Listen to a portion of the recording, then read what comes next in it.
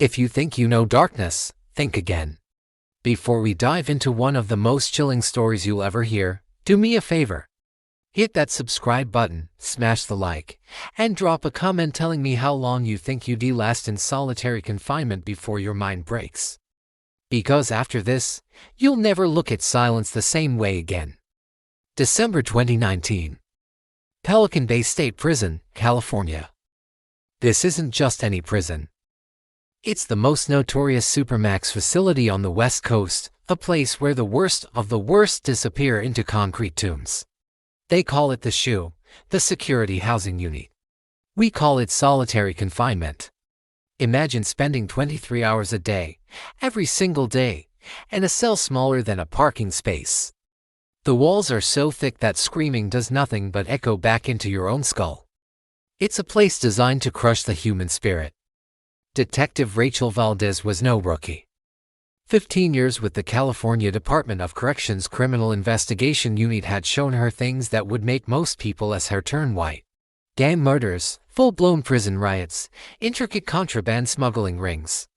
She thought she'd seen it all. But nothing, absolutely nothing, could have prepared her for the call she received on a freezing Monday morning. An inmate named Marcus Jennings, 34 years old, serving 25 to life for armed robbery, had been found dead in his solitary cell. Now, a death in prison isn't unusual. But this wasn't a typical prison death. This was something else entirely. Something wrong. When Valdez arrived at Pelican Bay, the warden, a stern man named Harold Briggs, met her at the entrance to C Block. He was a man who had seen decades of violence and depravity, but his face was pale, his hands trembling just slightly as he handed her the incident report. "Detective," he said, his voice barely above a whisper, "I've worked in corrections for 28 years. I've never seen anything like this." They walked through a series of heavy steel doors, each one slamming shut behind them with a deafening clang, like a coffin closing. With each step, the air grew colder, more oppressive. You could feel the despair clinging to the walls. The SHU was designed to break men, to strip away everything that made them human until only obedience remained. And it worked. But as Valdez was about to find out, sometimes it worked a little too well. Marcus Jennings' cell was at the very end of a long, silent corridor. The door stood ajar, with yellow crime scene tape stretched across the entrance. Valdez ducked under it, stepped inside, and her breath caught in her throat. The cell was small, stark, and concrete. But the walls were covered, floor to ceiling, in words. Thousands of words, maybe tens of thousands, scratched frantically into the concrete with something sharp. Fingernails, maybe, or worse. But it wasn't just the sheer volume of text that made Valdez's skin crawl. It was what it said. The same phrase, repeated over and over and over again, the handwriting growing more desperate, more chaotic with each repetition. "He's watching. He's watching. He's watching." And there, in the center of the far wall, scrawled in what looked sickeningly like blood, was a single, chilling question: how long until I become him? Marcus Jennings lay on the floor, his body twisted in a horribly unnatural position. His eyes were wide open, staring at the ceiling, but they weren't seeing it. They were staring at nothing. Or maybe, just maybe, they were staring at something only he could see. The medical examiner's preliminary report listed the cause of death as a simple cardiac arrest. But Valdez knew better. She'd seen fear before, in all its forms. This was beyond fear. This was a terror so absolute, so profound, that it had literally stopped his heart. She began her work, methodically. She photographed everything, every inch of the cell, every word on the wall. She bagged evidence, collected samples. Then she started interviewing the guards who'd found him. They all told the same story. Marcus had been thrown into solitary 32 days earlier after a nasty fight in the yard. For the first week, he was fine. Angry, defiant, your typical inmate in the hole. But then, something changed. He stopped eating. He stopped sleeping. He started talking to himself, whispering to someone who wasn't there. The guards just chalked it up to standard isolation psychosis. It happens. The shoe has a way of getting inside your head. Men went crazy in there all the time. It was a known occupational hazard of being one of the country's most dangerous criminals. But Marcus had said something to one of the guards just 2 days before his death. Something so disturbing that it made the guard, a young officer, immediately request a transfer off C block. Valdez found him in the staff break room. His name was Torres, and he was sitting alone, nursing a cup of coffee with hands that wouldn't stop shaking. "What did he say to you, Torres?" Valdez asked, her voice calm and even. Torres looked up at her, his eyes haunted. He said there was someone else in his cell with him. He said he could hear him breathing at night. Could feel him watching all the time. Said this man told him things. Terrible things. About the other inmates, about the guards, about me. Torres set down his coffee cup with a clatter. But here's the thing, detective. The stuff Marcus knew, these personal details. There's no way. There is absolutely no way he could have known those things. He'd been in solitary for a month. He had zero contact with anyone except the guards who slid his food tray through the slot. A cold chill, sharper than the prison air, ran down Valdez's spine. What kind of details? Torres leaned forward, his voice dropping to a conspiratorial whisper. My daughter's name. The fact that my wife is pregnant with our second child. He even knew the exact amount of credit card debt I'm in. He shook his head, his eyes wide with disbelief. I never told anyone here about any of that. Not a soul. That night, Valdez couldn't rest. Back in her cheap motel room, she spread out all the evidence on the floor. The crime scene photos, the official reports, the transcripts of her interviews. Her eyes kept going back to the pictures of the cell walls. She studied the thousands of words, the frantic repetitions of he's watching, searching for a pattern, for some hidden meaning. And then, she saw it. It was brilliant in its subtlety. Hidden amongst the thousands of identical phrases, scattered seemingly at random, were coordinates. A few numbers here, a few more there. A latitude and a longitude, precise down to the decimal point. Her heart hammered in her chest as she plugged the numbers into her phone's GPS. They pointed to a location deep in the woods, about 30 miles north of the prison. An old, forgotten logging road that hadn't been used in decades. At 2 in the morning, fueled by coffee and a growing sense of dread, Valdez made a decision that went against every rule in the book, a decision that would change everything. She got in her car and drove north, following the GPS into the suffocating darkness, deeper and deeper into the trees. The road eventually disappeared into a clearing, and in the center of that clearing stood an abandoned cabin. The windows were like dark, empty eyes, and the front door hung open like a silent, screaming mouth. She grabbed her flashlight and her service weapon, her every instinct screaming at her to turn back. But she couldn't. She had to know. She approached the cabin, her footsteps crunching on dead leaves. The inside was empty, or it appeared to be. Dust motes danced in her flashlight beam. But in the back room, she found something that made her blood run cold, a wall. A wall covered in photographs. Dozens of them. They were all inmates from Pelican Bay's SHU. And every single one of them was dead. In the corner of each photograph, written in neat, precise handwriting, was a number. Days in solitary before death. 21. 45. 58. Her eyes scanned the wall until she found him. Marcus Jennings. His photo was already there, the ink on the number below it still looking fresh. 32 days. A wave of nausea washed over her. This wasn't just a prison mystery. This was the work of a serial killer who was somehow operating inside the most secure facility on the coast. But just as she turned to leave, to call for backup, to get the hell out of there, her flashlight beam caught something else. Something that stopped her cold, freezing the air in her lungs. It was another photograph, newly pinned to the wall, separate from the others. A photo of her. It had been taken just hours earlier, as she was entering C block. And below it, scrawled in a menacing red marker, were two simple words, Day 1. Thank you for watching. If this story sent a chill down your spine, make sure to hit subscribe and turn on notifications, because the darkness is just getting started. We'll see you in the next one.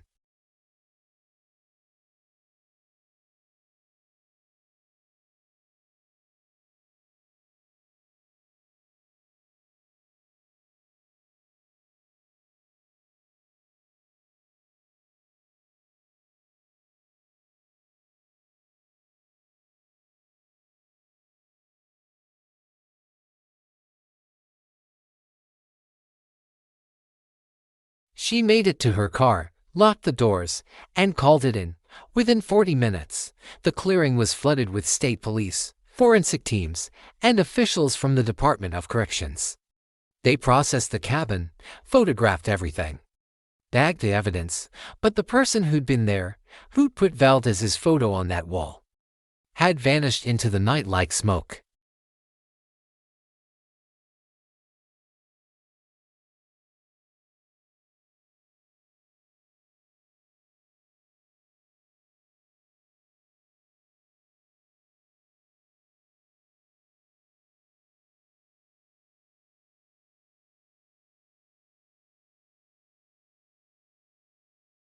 That's 7 years of inmates dying in solitary, and nobody connected them until now. Because nobody looked, Valdez said bitterly. They're convicts. They're in supermax. When they die, people assume it's suicide, violence, or just the system doing what it's designed to do. Morris nodded grimly. I'm pulling you off this case. That photo makes you a target. Now. Valdez's voice was steel. Whoever did this wants me scared. They want me to run. I'm not giving them that satisfaction. Besides, I'm the only one who's seen the pattern. I'm the only one who can stop this. Morris studied her for a long moment, then sighed, Fine. But you don't go anywhere alone, and you wear a vest. The investigation exploded from there. Valdez assembled a task force, pulling in FBI behavioral analysts, forensic psychologists, and corrections experts. They began by examining every death in Pelican Bay SHU over the past 7 years, 23 inmates total, all with eerily similar circumstances: paranoia, hallucinations, conversations with invisible people, and then sudden death, cardiac arrest, stroke, or into cases what appeared to be self-inflicted wounds so severe they couldn't have been accidental.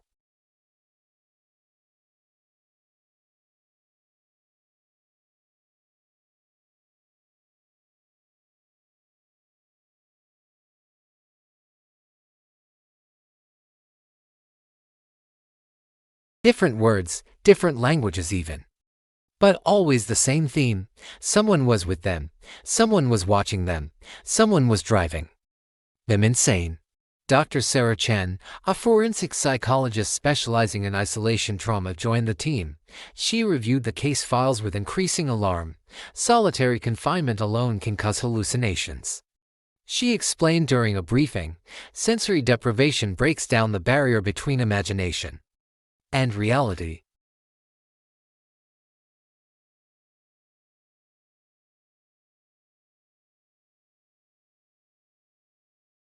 What do you mean, done to them? Valdez asked.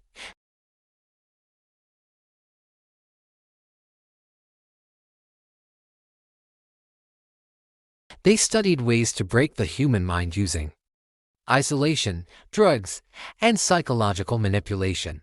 Most of it was shut down, supposedly. But what if someone took those techniques and refined them? The room fell silent. It sounded like a conspiracy theory, like something out of a movie. But the evidence was right there in front of them. Valdez spent the next week diving into Pelican Bay's personnel records, looking for connections. She cross-referenced everyone who had access to the SHU, everyone who'd worked there during the 7-year window. And she found something. A psychologist named Dr. Eugene Voss had been employed by the prison from 2012 to 2019, assigned specifically to evaluate inmates in solitary confinement. He'd left 3 months ago, right before Marcus Jennings' death, citing personal reasons. But when Valdez tried to track him down, she hit a wall. No forwarding address, no new employment records. His apartment had been cleared out, lease terminated, his phone disconnected. Dr. Eugene Voss had disappeared as completely as if he'd never existed.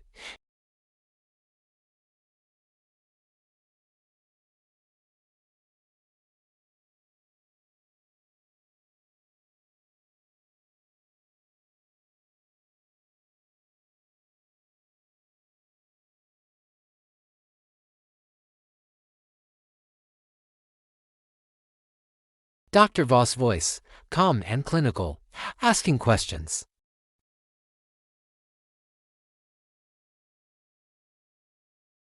If we remove all external stimuli and introduce carefully calibrated psychological stressors, can we reprogram human consciousness entirely?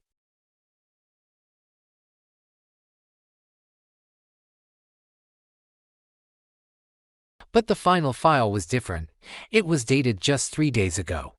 Dr. Voss' voice, speaking directly into the microphone. Detective Valdez. I know you're listening now. I know you've found my work. These men were already lost, already broken by a system that pretends to be justice. I simply studied what was already happening. I documented the breaking point of the human psyche. A pause, then a soft laugh. But you're wondering why your photo is on my wall. You're wondering what I want with you. Valdez's hands clenched into fists. The voice continued. You're not in solitary, detective. But you're alone in a way most people never experience. You're hunting a ghost in the darkness. You're questioning everything you see. You're starting to wonder if you can trust your own mind. Tell me, how is that different from a cell? Welcome to the experiment. Let's see how long you last. The recording ended. That night, Valdez returned to her apartment. She checked the locks 3 times, closed the curtains, turned on every light. But as she sat at her kitchen table, reviewing files, she felt it, the unmistakable sensation of being watched. She spun around, weapon drawn, but the apartment was empty. Her phone buzzed. A text from an unknown number, just 2 words and a photo. Day 7. The photo showed her asleep in her bed, taken from inside her apartment just last night. Valdez didn't sleep. She couldn't. Every shadow in her apartment seemed to pulse with life, every sound magnified into a threat. She sat in her kitchen with her back to the wall, gun on the table, staring at that photo until the words blurred. Eugene Voss had been inside her home. Had stood over her while she slept. Had watched her, just like he'd watched those inmates before they died. By morning, she'd made her decision. She couldn't run, couldn't hide. The only way out was through. She called Captain Morris and told him everything. Within an hour, she had a protection detail outside her apartment and a tech team tracing the text message. But the number was a burner, pinging off cell towers across 3 states simultaneously. Voss was using sophisticated equipment, bouncing his signal to make himself untraceable. He wasn't just a psychologist, he was trained, funded, connected. The FBI analyst on the task force, Agent DeMarco, uncovered something that changed everything. Dr. Eugene Voss wasn't just a prison psychologist. Before Pelican Bay, he'd worked for a private defense contractor called Sentinel Dynamics, a shadowy company with ties to classified government research programs. His specialty: psychological warfare and enhanced interrogation techniques, the kind of work that never appeared in official reports, the kind that left no paper trail. He was designing torture methods, DeMarco said, spreading out classified documents across the conference table, ways to break enemy combatants without leaving physical marks, isolation protocols, sensory manipulation, induced paranoia. When the program got shut down in 2011 after a congressional investigation, most of the researchers disappeared into the private sector. But Voss went to Pelican Bay. He took his research and found a new laboratory. Inmates nobody cared about, in cells nobody monitored closely enough. Valdez felt sick. So this was never about the inmates. They were just data points, exactly, and now you're his new variable, a trained investigator, mentally stable.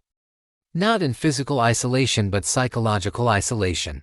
He's testing whether his techniques work outside prison walls, whether he can break someone with resources, support systems, and training. Then we use that, Valdez said, her voice hard. If I'm the experiment, I'm the bait. We draw him out. Morris shook his head. Absolutely not. We're not putting you in the line of fire. I'm already in the line of fire. Valdez slammed her hand on the table. He's in my head, in my home. He's watching me right now, probably. So we flip it. We make him think he's winning, and when he comes close enough to gloat, we take him down. It took 2 days to set the trap. They moved Valdez to a safe house in the mountains, but leaked information suggesting she'd taken personal leave, cracking under the pressure. They had her make phone calls that sounded desperate, paranoid. They planted evidence that she was pursuing the case alone, against orders, spiraling into obsession, and Voss took the bait. On the 9th day, Valdez received another text. You're so close to understanding. Come to where it all began. Come. Alone, or I disappear forever, and you'll never know which inmates are next. The coordinates led back to the cabin in the woods, the same clearing where this nightmare had started. Morris wanted to surround the area with SWAT teams, but Valdez refused. He'll see them coming. He'll bolt. I go in alone. But I wear a wire. You stay back until I have him talking. Until we have enough to guarantee a conviction. Every instinct screamed that this was a mistake, but she did it anyway. She drove to the clearing as the sun set, painting the trees in shades of blood and shadow. The cabin looked different now. Candles flickered in the windows. The door stood wide open, inviting. Valdez stepped inside. Hand on her weapon. The photographs were gone from the walls, replaced by a single chair in the center of the room, facing a video screen. Dr. Eugene Voss sat in another chair opposite it. A man in his 50s with silver hair and calm eyes. He looked like someone's grandfather. Not a monster, Detective Valdez, he said pleasantly. Day 9. You're lasting longer than I expected. Most of the inmates broke by day 7. I'm not an inmate, Valdez said, keeping her distance. And I'm not alone. You're surrounded. Voss smiled. Am I? Or is that what you need to believe to feel safe? He gestured to the screen. Sit. Let me show you something. Against her better judgment, Valdez sat. Voss pressed a button, and the screen came to life. It showed footage from Pelican Bay's SHU, from inside Marcus Jennings' cell. But the timestamp was wrong. It was from 2 days before his death, during a period when the official logs showed no one had entered his cell. In the video, Marcus was asleep. And then a figure appeared, dressed in guard's clothing, face hidden by shadow. The figure stood over Marcus for long minutes, just watching. Then leaned down and whispered something. Marcus jerked awake, scrambling backward, eyes wide with terror. The figure didn't move, just stood there, silent and still. After what felt like an eternity, the figure left, and Marcus began scratching at the walls. I never touched them, Voss said softly, never hurt them physically. I simply appeared when they thought they were alone. Stood silent in their cells while they slept. Let them see me for just a moment, then vanished. The human mind does the rest. It creates the monster, the watcher, the presence that never leaves.